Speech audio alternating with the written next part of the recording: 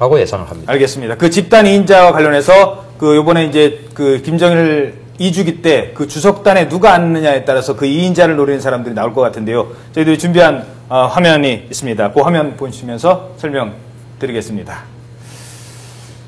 자, 2012년 먼저 김정일 사망 1주기 때 모습입니다. 김정은 옆에 김영남이 있었고요. 그 다음에 최춘식 과학원장이 있었습니다. 그런데 2012년 김정일 사망 1주기 옆에 또 모습이네요. 최룡해, 장성택, 현영철, 김격식. 지금 얘기했던 최룡해가 바로 장성택과 같이 옆에 있었습니다. 그런데 이게 요번에 2주기 때는 최룡해는 확실해요. 근데 나머지 사람들은 이제 앉을 가능성이 좀 떨어졌고요. 거기에 누가 앉느냐 저희들이 예상을 해봤습니다. 바로 김원홍, 아까 말씀하셨죠. 국가안전보위부장, 그리고 조현준 조직지도부 제1부부장. 김원홍 이제 얘기하겠습니다. 국가안전보위부장. 국가안전보위부라는 게 쉽게 말해서 우리로 말하면 국정원 정도 되는 거죠. 정보기관. 네. 예. 예. 왜 김원홍을 주목하는 국정원하고 아마 우리 보안사든가요? 아마 합한 것만큼 되거든요. 예. 정확하네요. 예. 김원홍 자체가 인민군 보위사령관을 했습니다. 예. 소위 말하는 북한에서 97년도, 8년도 때 그 대량 숙청이 있지 않았습니까? 그렇죠. 예. 그때 시마조 사건이 있었는데 그 한 2만 명 가까이 숙청했습니다. 예. 그걸 그때도 칼 쥐인 게 누군가 보위사령관 그때 했던 김원홍입니다. 예. 이 사람이 우동측 자기 측근을 지키고 이번에 국가보위부장을 한 지 지금 1년도 안 됐는데요. 아마 북한에서 제일 두려워하고 노동당 간부들 아마 최룡해도 김원홍을 눈치를 깊게 볼 겁니다. 가장 우리 여기서도 계속 지금 이게 인자 얘기하는데 예. 최룡해를 또 내년 요 때문에 또 최룡해가 또 공개처리 당하지 않을지 모르겠습니다. 우리가 자꾸 인자 하면요. 예, 알겠습니다. 예. 자, 거기까지만 듣도록 하고요. 이제 원래 얘기를 했던 내용은 잠시 뒤에 이제 지금까지는 2인자 얘기를 했다고 하면 이제부터는 백두혈통 얘기를 하죠. 뭐 김원홍 지금 사실 우리 시청자분들은요. 뭐 장정남 어제 오늘 처음 듣는 사람들이 너무 많아요. 근데 그 김경이라든가 또는 뭐 리설주자 김정남 특히 김한솔 이런 사람들 얘기를 해보도록 하겠습니다. 먼저 김경인데요. 김경희가 이혼했다라는 게 아사히 신문이 보도를 했는데 우리 그 국회에서는 또 그런 것 같지 않다라고 얘기를 했고요. 그 부분에 대해서 먼저 좀 말씀해 주시겠습니까? 이혼한 겁니까? 분명히 이혼했죠. 이혼 안 할 리가 없고 이미 그 남편이라는 사람이 저렇게 참 정변의 주모자가 됐는데 그 부인이 인민군 대장 노동당 정치국위원 노동당 비서인데 그 이혼한다는 건 말이 안 되고요. 보통 사람도 뭐 밑에 뭐 소대장 중대장 돼도 뭐 자기 남편이 잘못되면 이혼하는데 그건 분명히 이혼한 것은 우리가 아마 한 거의 저 장성택 얘기가 나왔을 때부터 저는 이혼 소리가 처리됐다고 말했고요. 일본의 예. 보도를 인용할 필요가 없습니다. 그래서 이제 김경희는 현재로서는 살아있는 유일한 백두혈통입니다. 사실 예. 김정일, 김경희 있었는데 김정일이 죽고 지금 뭐 그 격가지들이 좀 있지만 순수한 백두혈통은 김경희 하나가 남아있어서 결국 백두혈통에 오르는 지금 김경희다. 그래서 이번 장성택 초용도 김경희의 어떤 그 분노들이 다 화학적으로 결합됐고 그래서 앞으로 장한 김경희가 얼마나 더 살 것이냐 여기에 따라서 이제 김정은 체제의 공고성도 우리가 좀 진단해 볼 수 있는데 제가 볼 때는 뭐 김경희가 한 우울증 뭐 알코올 중독 병이 많단 그렇죠. 말이죠. 그래서 네. 뭐 1년밖에 못 산다는 소리 이제 올해 초부터 있었는데 또 봄에 보니까 뭐 그 중국 대사 김정은이하고 바이킹도 타고 말이죠. 또 말도 타더란 말이죠. 네. 말 타고 바이킹 타는 정도면 한 3년은 살지 않겠는가 저는 그렇게 봅니다. 알겠습니다. 북한 사람들도 주민들도 이 김경희 정도는 다 안다고 봐야 되죠. 북한에서 김경희 모르면 간첩이죠. 그렇죠. 그러면 장성택과 이혼을 하고 처형한 것과 이용하지 않고 처형하는 것과는 주민들이 느끼는 게 좀 많이 다르겠죠. 근데 그 북한에서 공식적으로 이혼했니 안 했니 그런 말이 없습니다. 아사히 신문인데 제가 그렇지만 그 아사히 신문이 대단하네요. 김정은이도 이혼시키는지 안 시키는지 모르겠는데 왜냐하면 김경희 자체가 지금 소문난 게 북한에서요 식물인간이나 같다. 너무나 건강 상태가 안 좋아서 육체적 건강 상태가 안 좋아서 그러는지 아니면 정신적으로 엄청난 충격을 받아서 그런지 모르겠는데요. 아마 제 생각에는 이혼 하나 마나 한 것 같습니다. 왜냐하면 공식적으로 이혼시키거나 그런 말이 없거든요. 근데 북한의 그 정치 체제상 저게 총살까지 몰아가면요, 당연히 이혼은 시킵니다. 그죠? 예, 알겠습니다. 이혼할 가능성이 높다는 걸로 보셨군요. 자, 그럼 또 하나의 여인이 있죠. 바로 리설주입니다. 사실 어떻게 보면 리설주는 한국 그 사회로 생각한다면 명예훼손에 걸릴 뻔한, 요번에 그 무슨 장성땡과 무슨 문제가 있었는데 그랬지 않습니까? 리설주는 다시 공식석상의 모습을 들어 이제 화면에는 나왔어요. 그리고 내일 있을 그 시아버지 2주기 때는 어떻게 나올 거로 전망하시는지요? 그 리설주 관련해서 사실 우리 지금 언론이나 그런 데서 너무 자극적인 보도를 많이 했습니다. 많이 했는데, 근데 그 내용들을 보면 이를테면 뭐 장성태가 바람을 폈다. 아니 67 되신 분이라고 할 수, 어쨌든 그냥 나이로 67 된 사람하고 특히 그 젊은 여인이 또 특히나 퍼스트 레이디인데 그 바람을 피겠습니까?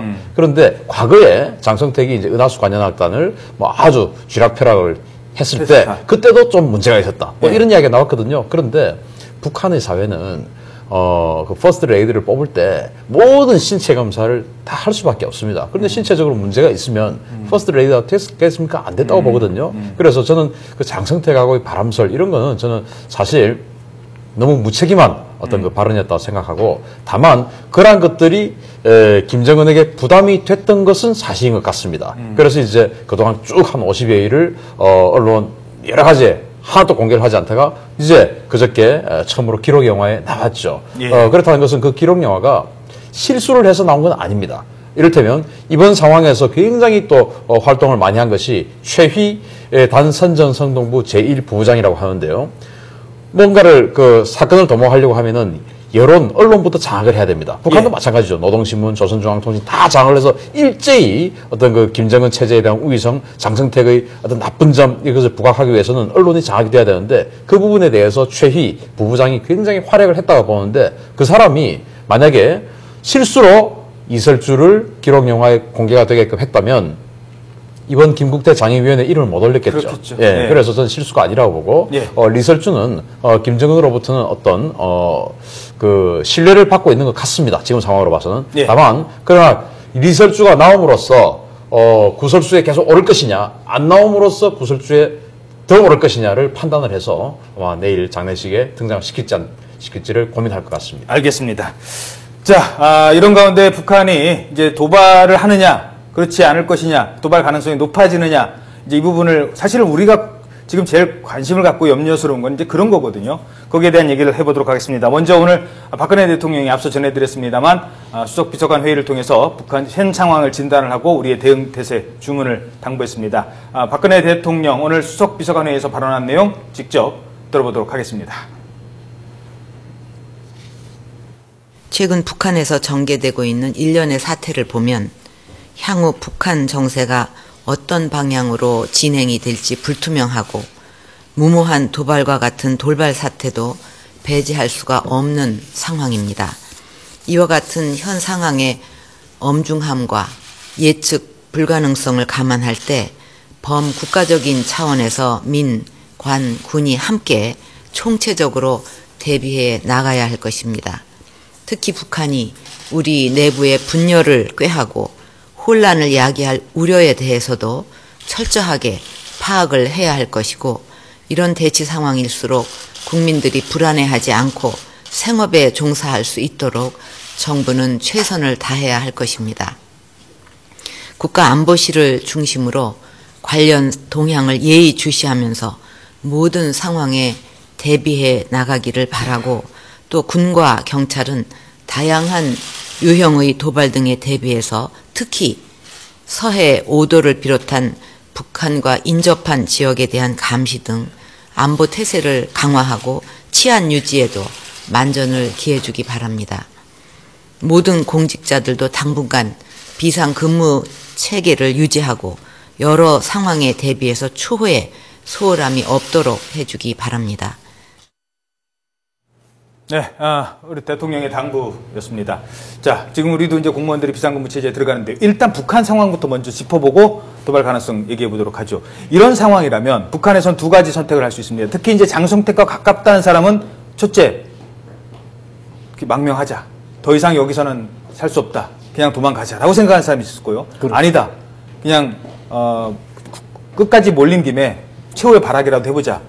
쿠데타가 일어날 수 있는 가능성도 있습니다. 그러면서 군부가 갑자기 도발할 수도 있고요. 어떻게 보십니까? 네, 토요일 날 금방 들어온 소식인데 북한이 지금 중국 대사관을 비롯해서 전 세계 공관들의 이번 장성택 사건을 강의하는 그 주황당 강연 자료를 내려보냈습니다. 그 내용을 보면은 첫 번째는 그 이 사건의 브리핑이 있고 두 번째 부분에서는 절대로 망명하거나 이런 생각을 가지지 말고 걱정 말고 돌아올 사람 돌아오고 안전하게 자기 근무를 하라 이런 얘기가 했는데 이것은 바로 그만큼 지금 김정은 체제가 망명에 대해서 두려움을 가지고 있다는 그렇죠. 것이죠. 예. 그래서 제가 볼 때는 당장 북한을 떠나서 망명하는 것은 물리적으로 어렵지만 해외에서 활동하고 있는 뭐 외교관, 공관원, 무역일꾼 이런 사람들의 망명 가능성은 대단히 높다. 아하. 왜냐하면 평양으로 돌아가면은 자기 목숨이 어떻게 된다는 걸 이번에 장성택이 처형해서 잘 알았기 때문에 예. 위험하다. 그 다음에 이제 내부적으로 보면 쿠데타 가능성도 전혀 배제할 수는 없다. 왜냐하면 예. 이번에 김정은은 마치 자기가 그렇게 잔인하게 보이면 자기가 뭐 리더십이 올라가고 카리스마가 생길 줄 알았지만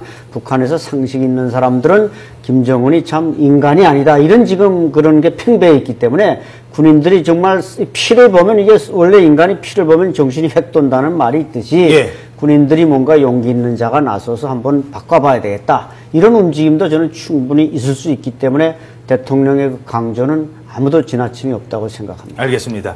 자, 신 대표님께서 일단 짧게 도발 가능성이 지금 높아지는 겁니까? 높아진다면 왜 높아지는지 간단하게 먼저 말씀해 주시죠. 도발 가능성이 굉장히 높아지고 있죠. 예. 일단 도발 가능성을 세 가지로 볼 수 있습니다. 우리 연평도 포격 도발처럼 실제적으로 우리 영토를 향한 어떤 무력 도발, 예. 두 번째는 핵실험, 세 번째는 미사일 발사 실험 이렇게 크게 세 가지로 볼 수가 있는데 이 세 가지 모든 것의 공통 분모는 북한 내부 상태가 좀 불안할 때 예. 관심을 외부로 돌려야 할 필요성이 있을 때 이제 아하. 이 세 가지가 도발이 가능한데 그 중에서 첫 번째로 북한의 무력 도발이 우리 대남 무력 도발이 있을 경우에는 내부 상황이 정말 걷잡을 수 없이 위험하다라고 판단이 될 때는 그 무력 도발의 가능성이 굉장히 높습니다. 두 번째는 핵실험이죠. 핵실험은 지금 김정은 정권이 중국으로부터 인정을 받아야 되는데 아직 만나주지 않고 있습니다. 예. 그래서 중국이 계속 김정은 정권에 대해서 뭔가 등거리 정책을 편다든지 또는 정말 비핵화에 대한 어떤 그 실효적인 행위를 해라든지 이런 것이 되면 핵실험을 해서 중국의 입장을 더 곤란하게 만들어버리는 예. 그런 사고를 칠 것 같고 미사일 발사 실험은 이제 미국을 향해서 미국이 좀 더 압박을 계속한다든지 하면은 그 압박을 풀기 위해서 미사일은 미국을 공격할 수 있는 수단이기 때문에 예. 미사일 발사 실험을 할 수 있다고 봅니다. 알겠습니다. 자, 그러면 도발의 가장 전면 그 위험에 노출되어 있는 곳은 또 서해안 쪽이고요. 또 우리 그 국민들 또 불안에 떨 수도 있는데 우리 지금 상황 특히 이제 내일 김정일 국방위원장 사망 또 2주기 아니겠습니까? 김정일 국방 사망 2주기를 앞두고 또 장성택 처형 이후 지금 북한 주민들의 동향도 궁금합니다. 자, 그러면 지금 통일전망대 저희 리포터가 나가 있는데요. 그것 분위기 어떤지 살펴보도록 하겠습니다. 차윤주 캐스터 연결하겠습니다. 차윤주 캐스터, 북한 마을 분위기 어떻습니까? 네, 저는 오두산 통일전망대회에 나와 있습니다. 제가 나와 있는 이곳은요, 북한 땅이 손에 잡힐 만큼 가까이 보이는 곳입니다. 지금 제 뒤쪽으로 보이는 곳이 북한의 황해북도 개풍군이라고 하는데요. 북한의 주민들이 약 3,000명 정도 거주하고 있는 곳이라고 합니다. 내일 김정일 국방위원장 사망 2주기 추모 행사가 열리는데요. 이 추모 행사를 앞두고 아직까지는 저 북한의 별다른 특이 동향은 감지되지 않고 있습니다. 지난주에 내린 눈이 다 치워지지 않아서 온통 하얀 눈으로 뒤덮여 있는 걸 확인할 수 있고요. 간간히 북한 주민들의 모습도 보이는데 축구를 하는 모습이나 자전거로 땔감을 나르는 모습도 간간히 보입니다. 또 북한 군인들도 보초를 서고 있는데요. 특별히 도발 징후라든지 경계태세를 갖추고 있는 것으로 보이지는 않습니다. 이곳 통일 전망대를 찾은 시민들도 연일 이어지는 북한발 이슈에 북한 땅을 더욱 관심 있게 지켜보는 모습인데요. 이곳에 나와 계신 시민과 함께 잠시 이야기 나눠보도록 하겠습니다. 네, 안녕하세요. 안녕하세요. 네, 어려 보이는데 요즘 북한에 무슨 일이 일어나고 있는지 알고 계신가요? 네, 지금 요즘 장성택이 사형이 됐다고 네. 큰 이슈가 됐었다. 아, 네, 맞아요. 그럼요, 이런 상황에서 이곳 북한 땅을 보면 어떤 생각이 드나요? 요즘 북한에서 도발도 하고 그러니까 무섭긴 한데 와보니까 별 다른 문제는 없는 것 같아요. 아, 네, 그렇군요. 오늘 말씀 감사합니다. 네, 지금 들으신 것처럼 이곳은 겉으로 보기에는 참 평화로워 보입니다. 하지만 긴장감은 어느 때보다 고조되고 있는데요. 손에 잡힐 듯 보이는 북한 땅, 하지만 심리적인 거리는 어느 때보다 멀어 보입니다. 지금까지 오두산 통일전망대에서 YTN 차현주입니다. 네, 통일전망대에서 북한 땅을 바라봤습니다. 자, 지금 북한 주민들 분위기, 김정일, 이주기도 있습니다만 장성택 채용 혼란스러울 것 같은데 어떨까요? 아마 며칠 전까지만 해도요, 북한 주민들이 정말일까, 그렇게 하고 좀 반이반신하는 분위기였습니다. 그러나 장성택 그분이 지난 8일 날 정치국 학대에서 한 얘기가 이제 흘러나오면서 우리 김정은이 편이 아니고 우리 이민희 편에 서서 김정은이 이제 비판에 대해서 조막조막 반박했다. 이런 게 지금 나오거든요. 그 이후에는 아까도 말씀드렸지만 단마디로요, 북한 주민들은요, 김정은이 무슨 백두희 혈통이냐, 돼지 혈통이고 승냥이 혈통이다. 예. 이게 지금 북한 주민들이 속내 마음이고 민심입니다. 예, 알겠습니다. 백두 혈통에 대한 정당성마저도 어떻게 보면은 지금 위협받고 있다, 이렇게 볼 수 있겠습니다. 네, 지금까지 안찬일 세계 북한 연구센터 소장, 그리고 신인균 대표님, 박상학 대표님이었습니다. 세 분 오늘 말씀 고맙습니다.